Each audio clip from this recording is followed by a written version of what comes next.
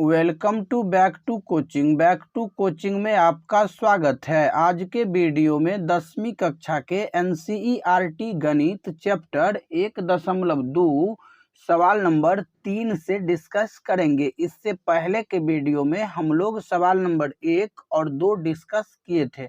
अगर आपने अभी तक वो वीडियो नहीं देखे हैं तो चैनल के प्लेलिस्ट में या वीडियो के डिस्क्रिप्शन में लिंक दिया गया है, जाकर देख सकते हैं। अगर अभी तक आपने मेरे YouTube channel back to coaching को सब्सक्राइब नहीं किए हैं तो सब्सक्राइब कर लीजिए, क्योंकि यहाँ ऐसे ही ज्ञानवर्धक वीडियो लाता रहता हूँ। तो चलिए शुरू करते हैं। सवाल नंबर 3 देखिए। सवाल नंबर 3 यहाँ दिया गया है कि अभाज्य गुणनखंड विधि द्वारा निम्नलिखित पूर्णांकों के HCF और LCM ज्ञात कीजिए।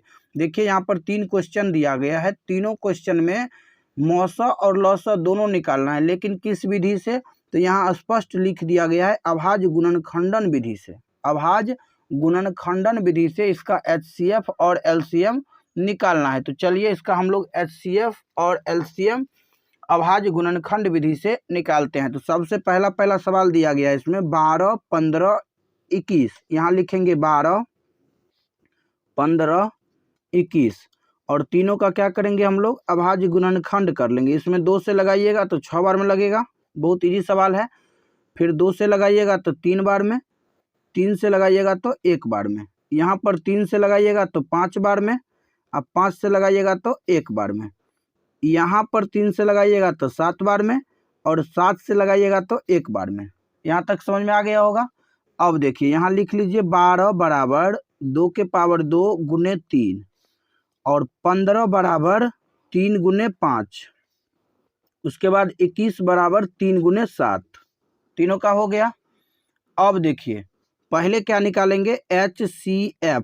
HCF में ध्यान दीजिएगा न्यूनतम पावर वाला लीजिएगा और LCM में अधिकतम पावर वाला लीजिएगा। तो यहाँ पर देखिए 2 के पावर 2 है, यहाँ 2 नहीं है, यहाँ भी 2 नहीं है, तो HCF में नहीं लेना है। 3 के पावर 1, 3 के पावर 1, 3 के पावर 1 तो 3 होगा। उसके बाद देखिए यहाँ पर 5 है तो इसमें और इसमें 5 नहीं है, यहाँ 7 है तो इसमें और इसमें 7 नहीं है। तो इसका जो HCF हो जाएगा वो कितना हो जाएगा? तो इसका HCF 3 हो जाएगा। अब हम लोग क्या निकालेंगे? LCM। तो LCM कितना होगा? तो पहले तो ये 3 लिख दीजिए जो तीनों में था।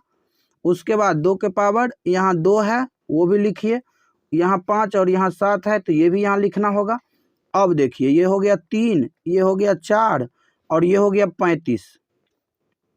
अब अगर इसको आपस में गुना करेंगे 3, 4 और 35 को तो ये कितना हो जाएगा? 420। तो ये 420 हो गया इसका LCM। अब देखिए HCF आ गया 3 और LCM आ गया 420, तो यही हो गया इसका आंसर।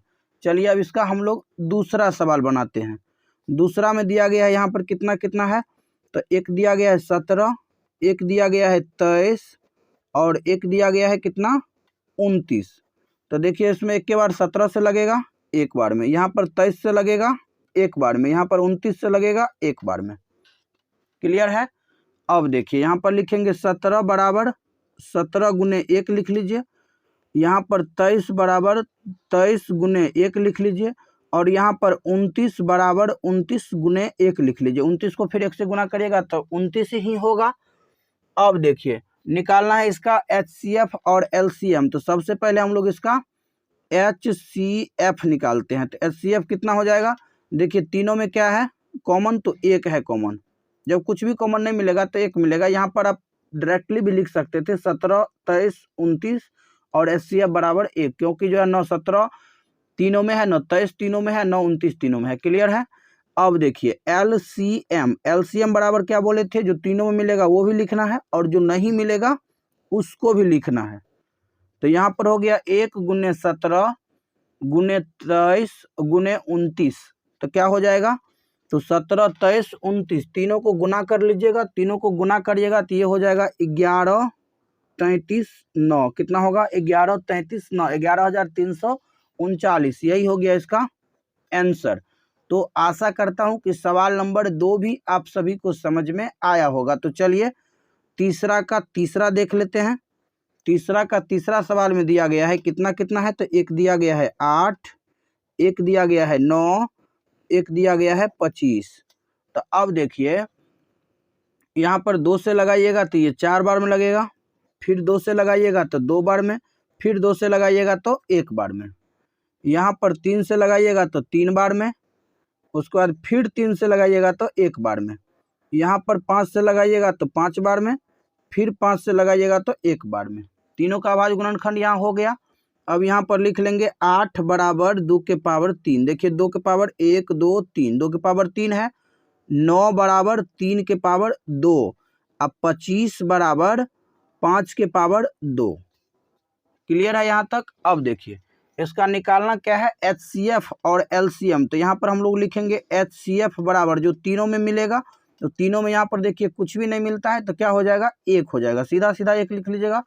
और LCM बराबर क्या लिखिएगा, LCM बराबर जो तीनों में मिलेगा उसको भी लिखना है और जो नहीं मिलेगा उसको भी लिखना है। तो यहाँ पर देखिए एक लिखने के उसे कोई जरूरत नहीं है। यहाँ 2 के पावर 3 गुने 3 के पावर 2 और गुने 5 के पावर 2। अब देखिए ये हो जाएगा 8, ये हो जाएगा 9 और ये हो जाएगा कितना, 25। अब यहाँ पर क्या करना है, तो 8 9 25 तीनों को गुना कर लेना है। तीनों को जो गुना करिएगा तो ये गुना करने के बाद हो जाएगा 1800। कितना होगा, 1800 होगा। यही 1800 हो गया इसका LCM। तो LCM हो गया 1800 और HCF हो गया 1।